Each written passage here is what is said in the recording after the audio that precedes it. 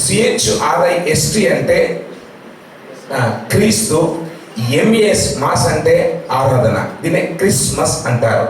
కొందరి జీవితంలో క్రిస్మస్గా ఉంటే కొందరి జీవితంలో క్రిస్మిస్గా ఉంటుంది. మన జీవితంలో క్రిస్మిస్ అయిపోయే విధంగా కనబడుతూ ఉంటుంది. ఈ అర్థాలు సరిగా తెలియలేకపోయినా చాలామంది క్రిస్మస్ సెలబ్రేషన్ మనం జరుపుకుంటూ ఉంటున్నాం.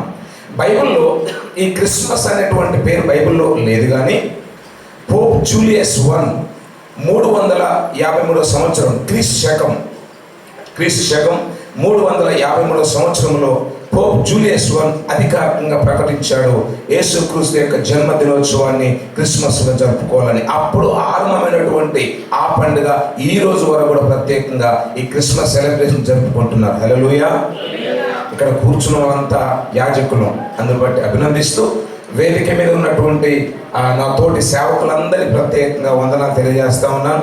నియోజకవర్గ కమిటీ వారికి, మండల కమిటీ వారికి, వివిధ మండలానికి వచ్చినటువంటి సేవకులకు, సేవకురాళ్ళకు, చాలామందికి రాలేకపోయిన వారికి, వచ్చిన వారికి, రాలేకపోయిన వారికి కూడా ప్రత్యేక వందనాలు తెలియజేస్తా ఉన్నాను. హల్లెలూయా. బట్ ఈ సమయంలో మీకు తెలియదు ఏం లేదు, నాకు తెలిసింది ఏం లేదు, మీకు తెలియదు ఏం లేదు, నాకు తెలిసింది ఏం లేదు, కానీ మీకు నాకు తెలిసినటువంటి కొన్ని విషయాలు బైబిల్ నుంచి మనం ఆలోచన చేద్దాం. Praise the Lord. ఇంతకుముందు లూకాసు వార్త 2వ అధ్యాయము 8 నుంచి 20 వచనాల వాక్య భాగాన్ని చదివించారు. సహజంగా క్రిస్మస్ అంటేనే మత్తయి సువార్త 2వ అధ్యాయం 1 నుంచి 11 వచనాలు చదివిస్తాం.